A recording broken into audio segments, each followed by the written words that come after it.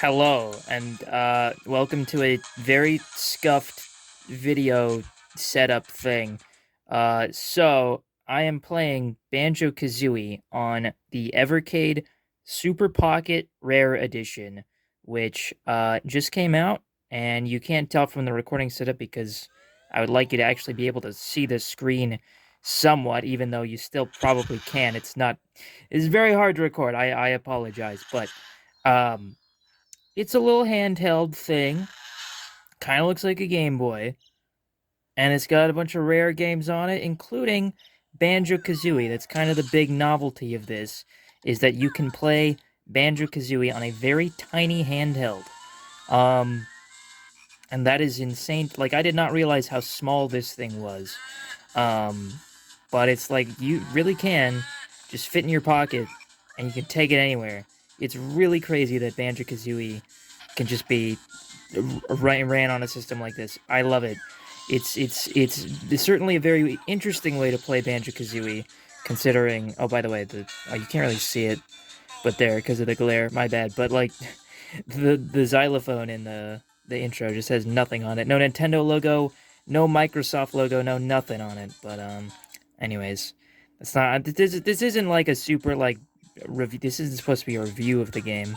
Let me focus here for a bit so you can see. Look at that, Microsoft 2026.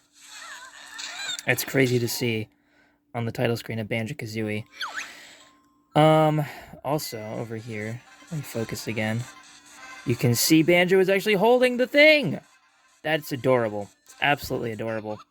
I wish I could have it be focused like that all the time, but then I just have to keep repeatedly touching the thing, and it's just gonna immediately undoes. Look at that, the glare is back. All right, anyways, whatever. Super sorry again about this scuffed recording setup, but I think this is it's a pretty good version of Banjo-Kazooie. So first of all, they got like Talon Trot.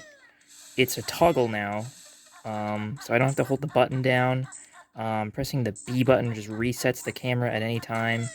It works surprisingly well for what is essentially just playing Banjo-Kazooie on a Game Boy.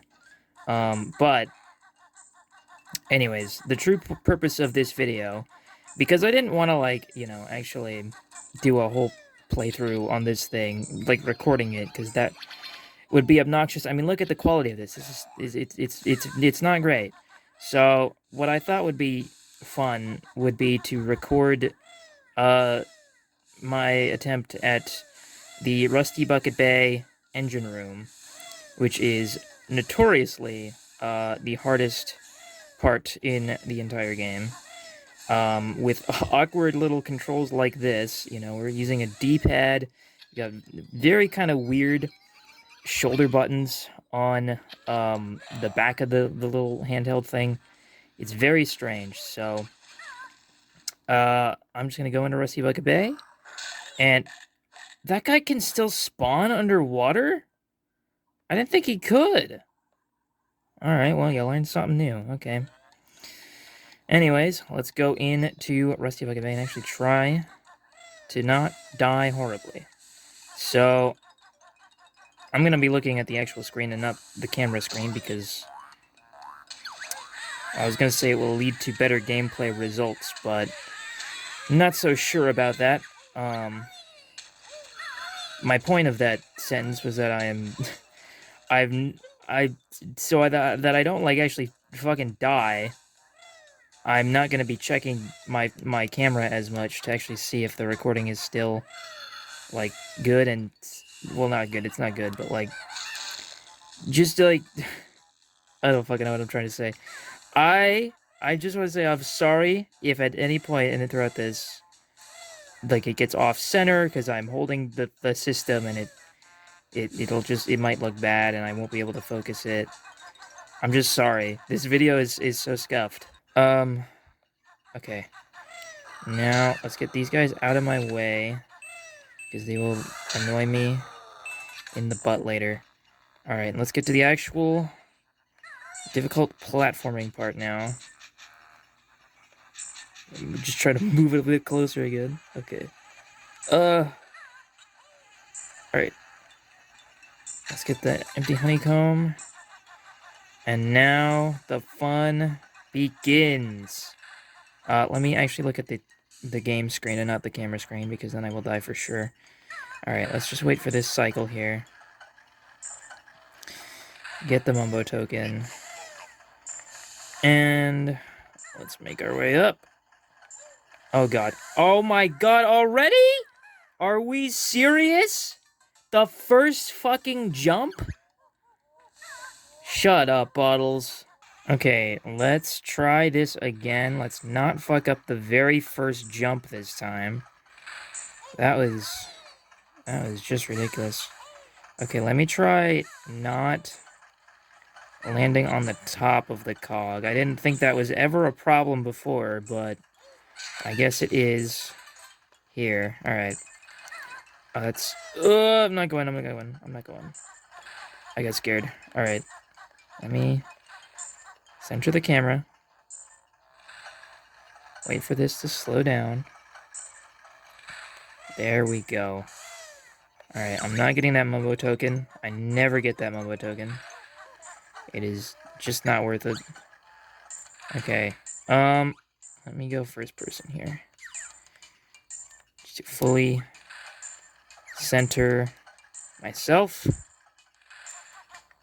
I probably should have gotten out of Talon Trot. So I could backflip there more easily. But we're fine, we're fine. It's all good. Let's go up here and get this extra life. In case we die again. Because that is possible. And this is the hardest part. The moving fans is the worst part.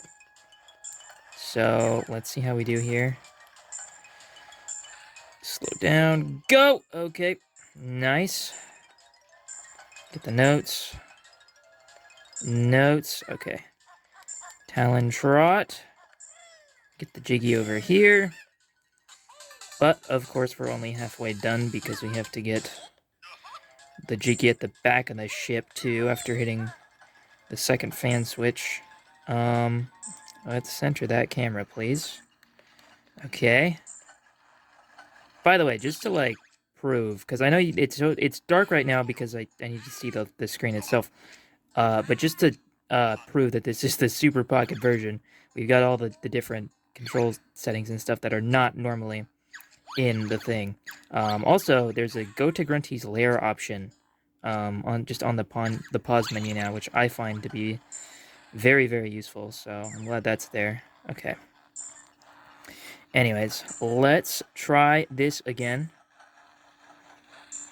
Okay. That is the hardest part now over. I can still very easily fuck this up, though.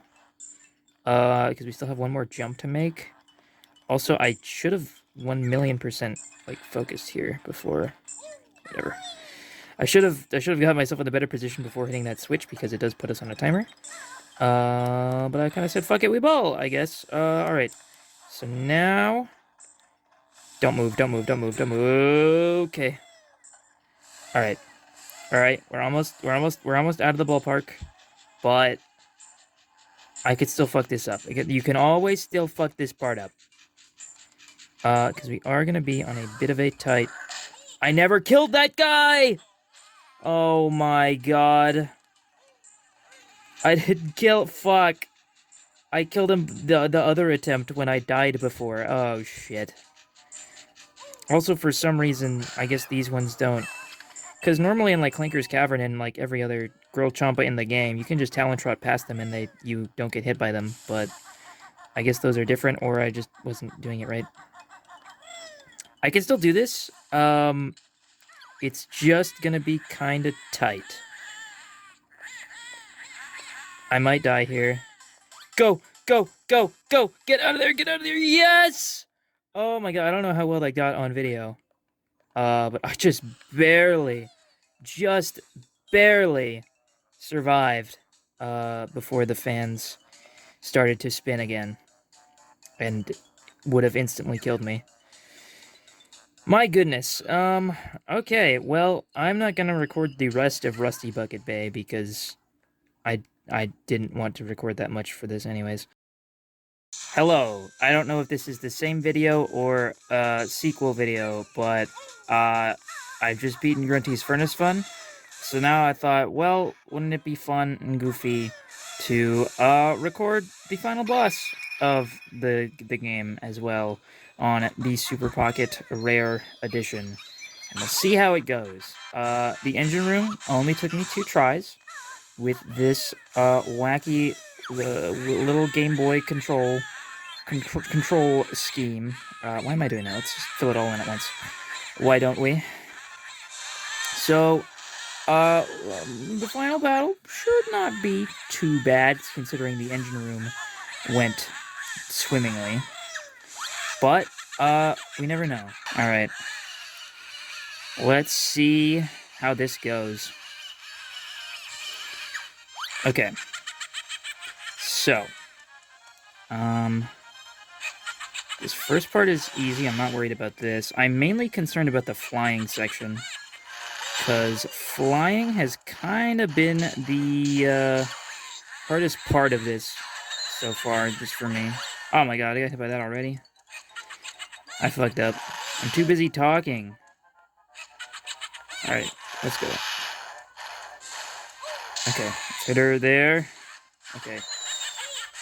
Okay, there we go. It's easy to dodge when you actually do it correctly. I did not do that correctly. Oh god. Okay. Just stand still and move. That is the best strategy for this. And I'm already fucking that up. Of course, talking over anything while doing it makes it harder, so I can blame the fact that I'm recording right now. I can blame the fact that I'm recording right now as an excuse for my subpar gameplay. Oh god. I keep forgetting how to Wonder Wing on this. It's so weird. Alright, let me just stand here. Fire off your fire balls. I can definitely hit her, because she's kind of nice on this. It seemed like she was actually kind of firing slower there. I wonder if that's a change that they made for this at all. Oh god. The camera is definitely hard to work with on this thing. Surprisingly. I mean, I say that sarcastically.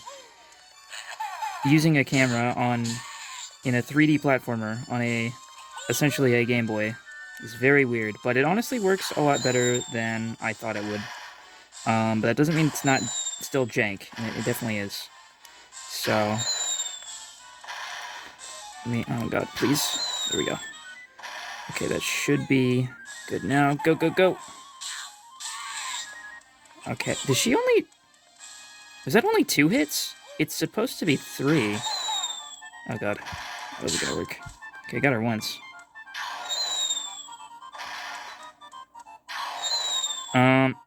I'm just gonna, for science. Wait, that only took 2 eggs. It's definitely usually 3, right? Because she go, yeah! It's usually like 3 hits, I'm pretty sure. Huh. I don't know if I just hit her again and I didn't realize it, but okay, there we go. Anyways, the flying section. This is the one I was scared of. Of course, you can hold I think it's R2, whatever the shoulder button is, to make flying a bit easier, but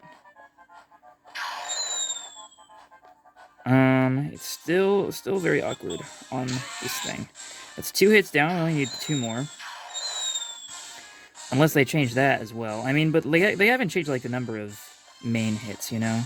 So she still went around to 4 different spots. Oh, okay, that's 3. And the first phase only still took 4 hits as well. So, yeah, we still need to hit her one more time, almost. Almost, but not quite. Okay, let's go. Fly back. Get her! Oh, I was just slightly off. Okay. Let's try this again. There we go. Boop! There we go. That should be the last hit for that phase. Let me get to the ground. Okay. Go down here. And now we're back to full health. Great. Okay. Come to me, my Jinjos.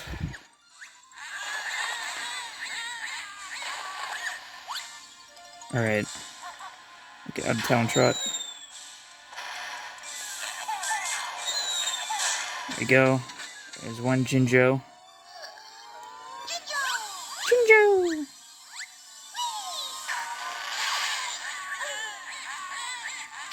Alright.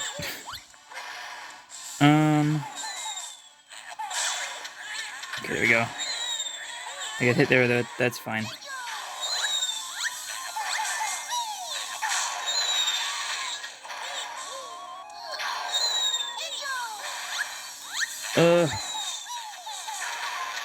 Okay. It's okay.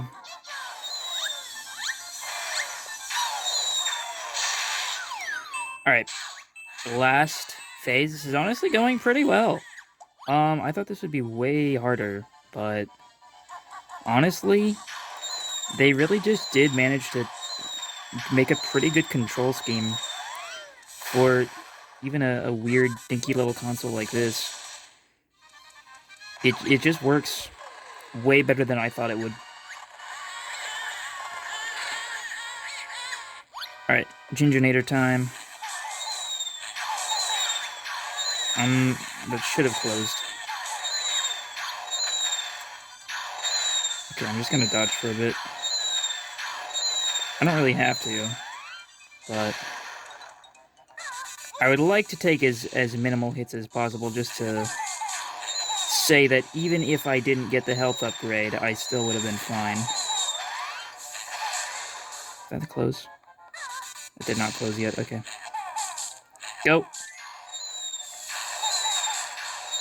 Oh, that one didn't close yet? What the heck? Oop, I did not mean to do that. That should be it. What? Wait. What did I not get? Oh, I didn't get this side. I thought I did. I thought I heard it close. There we go. Let's focus on that. Now I don't have to play. I can just keep manually focusing it, so it actually looks watchable. And then it immediately goes back every time it cut. It did it. Wow, that's crazy. So, honestly, the main reason I wanted to do this was I want to see what the hell they're gonna do for the Stop and Swap cutscene. Because they are releasing a double pack with Tooie on it in, I think, November. Or I don't know if they've announced the date for it yet, but it's coming eventually. So I am wondering if they are going to have some kind of actual Stop and Swap integration on that. Because these aren't just like, you know, this isn't an emulated ROM, right? This is a third new re-release of Banjo-Kazooie. It's not the N64 version, it's not the XBLA version, this is specifically the Super Pocket version of Banjo-Kazooie. It is mostly the N64 version, but there are obviously a few differences. They didn't change that enemy's name. Okay. Alright, here we go. How are they gonna do this? Oh my gosh, they changed the slur. She doesn't say a slur anymore.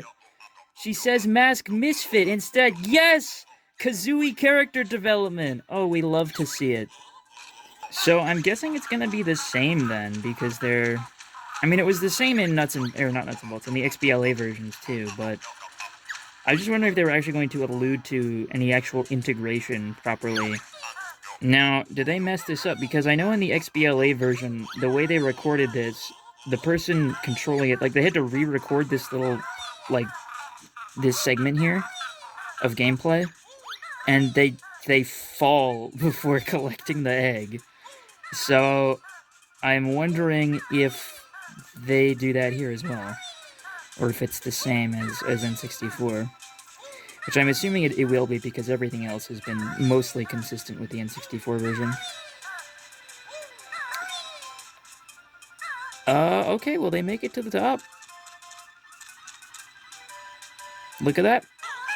Yeah, okay, so I think it's just gonna be the same then. We've waited long enough. Yeah, I think he's still gonna be Mr. Vague posting about it.